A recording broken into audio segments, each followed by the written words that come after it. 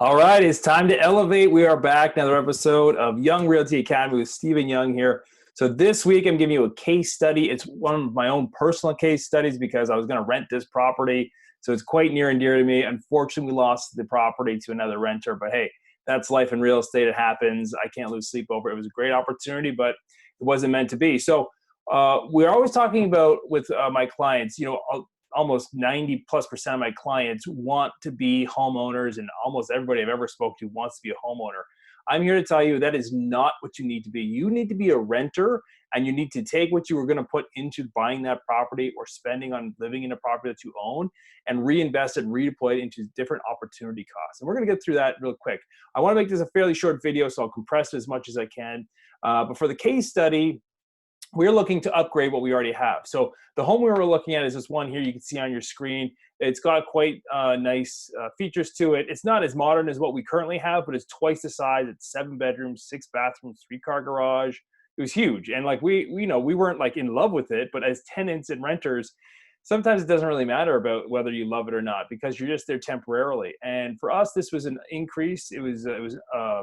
We were going to be moving up in terms of the size, and we just want a different location and change up things a little bit.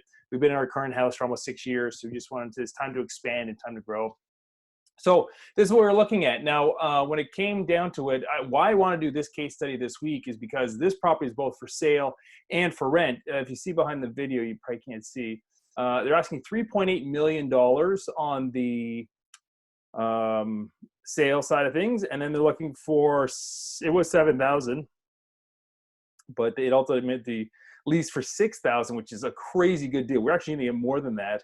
Why they didn't take our offer, who knows? You got to talk to them. But that's neither here nor there. So when it comes down to it, these aren't average numbers. But $3.8 million is an expensive home. $7,000 a month rent is probably not your average rent you're seeing around Toronto. But at the end of the day, that's what we want to do. It's the house we want. It's the neighborhood we want to be in.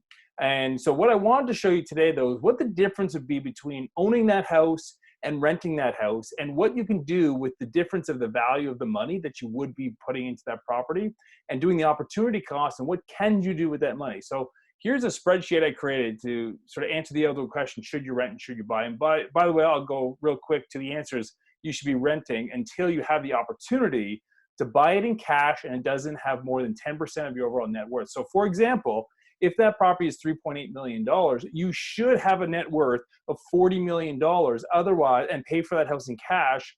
Otherwise, you should never be buying a property. So here's the cost, year one, year two. Why I broke it down, because year one, you have the biggest expenses, it's land transfer taxes, legal fees, down payments, everything up front on buying a house, okay? So year two is more of a stabilized cost, but it still shows you how much money there is in actually having to run the house, okay? So in year one, I broke it down into the purchase price. So they're asking $3.8 million, which is overpriced, which is probably why it's been sitting on the market for so long. Their neighbor just sold for $3.3 million, and it's basically the same house, relatively same age. So I put a value of $3.3 million if I wanted to buy that property. Now, assuming there's a 20% down payment, it's $660,000 that you need as cash as a down payment. Most banks will not allow you to take a loan from somebody else to put as a down payment so that you're 100% financed. Now, I do 100% financing on my investment properties, but it's a different topic for a different day, and we'll talk about that. But for a principal residence, you need that money. You need that down payment money, which most people get by selling a previous principal residence, selling it, taking that equity, and going into a new home. So which is not something I would advise. But that's neither here nor there. Today we're talking about the case study, should you buy or should you rent? And by the way, you should rent. Okay, land transfer tax, $137,000 just to transfer the title from one name to another name. That's upfront cost, $2,500 in legals when you're buying property. That's probably low, actually. Most of mine are usually higher than that. But for you, I put in sort of like average numbers here because I'm trying to make this good for everybody who's watching the video. $17,000 a year on property tax on that specific house. Obviously, different jurisdictions and a lot of things come into it. But I'm using this as a case study. So this specific house, $17,000 a year. Utilities about $3,000. It's a huge house. So that's quite high, but it's probably what you would spend realistically. Insurance is about $2,500 a year, and your mortgage. So if I used a 3.94, which is a fairly normal average mortgage right now in this marketplace. They have slightly come down, but I'm using generalized information and averages to give you an idea of a ballpark of what you would need. So out of pocket, year one, to buy this property is $989,000 to buy the property, which is, to me, insanity, just to have a place that you can come home and sleep and like have your family there and a roof over your head and, you know, have some dinner. Like, that is insanity to me, because there's nothing you can do with that. The money is dead equity at that point. Now, let's assume you didn't buy a mortgage on this property and you paid for it in cash. You put $3.3 million down. Then year two is more reflective of what the actual cost is to run that property. But in year two, in this example, I assumed, based on year one, you had a mortgage and a down payment, that year two, your carrying cost on your mortgage, your property taxes, your interest on the mortgage, your utilities, all that upkeep I put as $10,000. Anything goes wrong as an owner of a home, it is on you to fix it. Furnace goes, you got to fix it. Roof goes, you got to fix it. Plumbing, electrical, anything goes, it's on you. So it's expensive. So an average cost on this is $198,000 a year just to run the home, just to basically run the home and live there. That's not giving you anything. You got to go out and work for that money, and that's net money. So you got to make like 400 grand a year just to live in a house like this. Not wise, and certainly not a wise choice. Now, I'm aware that this is not an average home, and we're going to get into what an average home looks like and feels like, and the cost based on a case study as well, okay? So when it comes to just a point on mortgaging, if you paid, so we took out, let's take this out. Okay, there we go.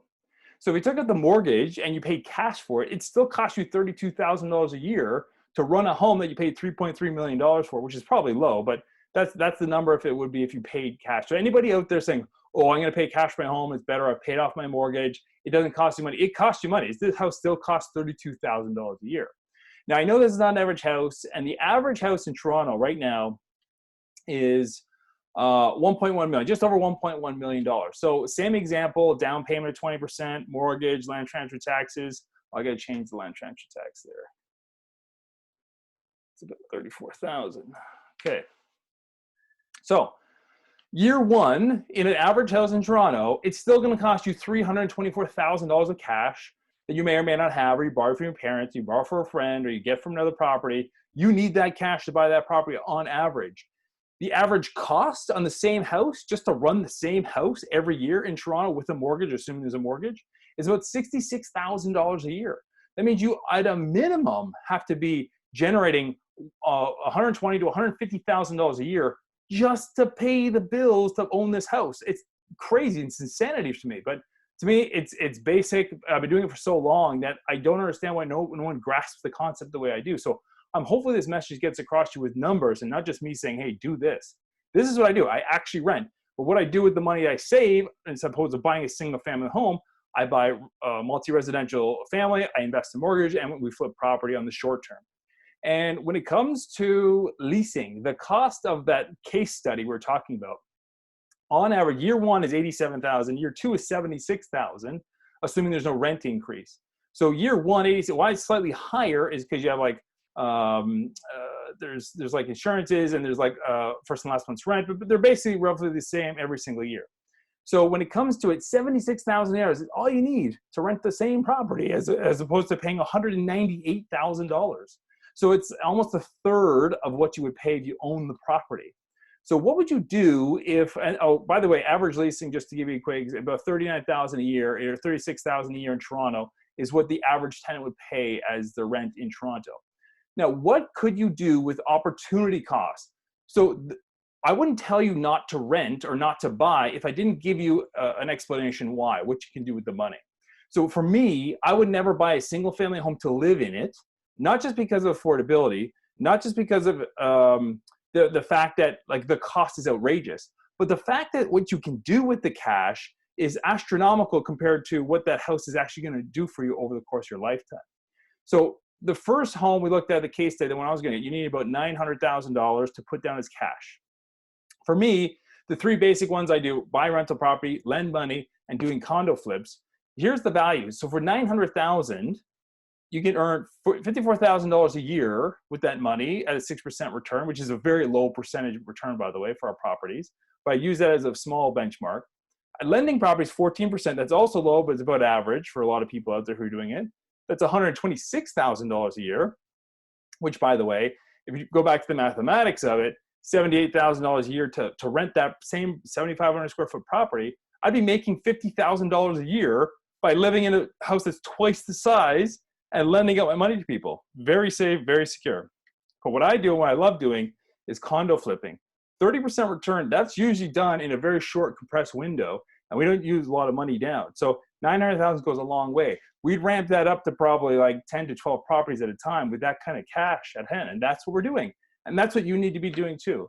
So I'm hoping this message gets across to you. It's not just about, oh, I want to buy, but like a lot of that comes from paradigms. Your parents, your grandparents say you have to buy a property, because most people, that's all their net worth is. They pay for it over long periods of time. And if we didn't get into the interest cost on a mortgage of a $2.5 million mortgage will cost you $5 million in interest over the course of a 30-year amortization. There's nothing positive about home ownership. So that's my message to you. I hope you like it. If you have any questions, please follow us at Young Realty Inc. Follow us, go to youngrealty.ca. We love the followers. I love the support. Some questions, comments, I'm here to answer them. Take care.